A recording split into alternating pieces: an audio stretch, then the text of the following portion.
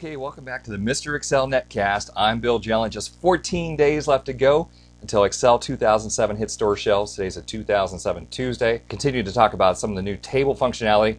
Last two 2007 podcasts on last Tuesday and Thursday showed you how to set up a table and how to do some formatting tricks. The really amazing thing about the new table functionality is how it handles formulas. One of the big problems that we can have with a formula is that sometimes if you have 5,000 rows of data somewhere, someone has screwed up a formula down in row 4,200 and you'll never ever find that there's an error down there.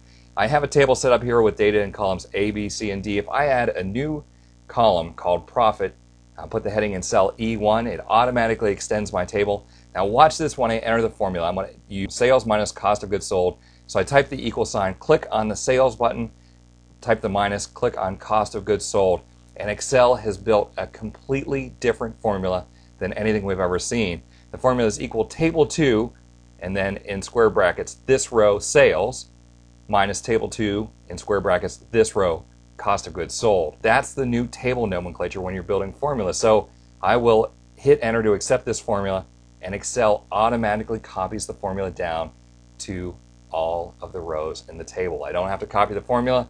I don't have to worry about one formula becoming different than any of the others. Now, what if you actually have a situation where you need a formula to be different? You can use the autocorrect button here and say, hey, undo the calculated column, or simply just entering a different formula, let's say in cell 3, will turn off that functionality.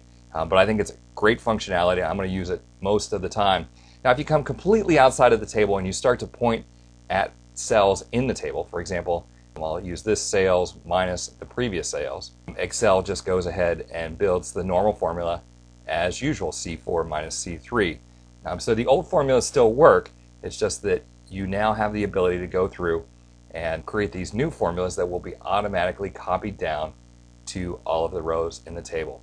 No more need to double click the fill handle or grab the fill handle and drag. When you define a table, Excel will automatically copy that formula down to all of your rows. Hey, thanks for stopping by. We'll see you next time for another Netcast from Mr. Excel.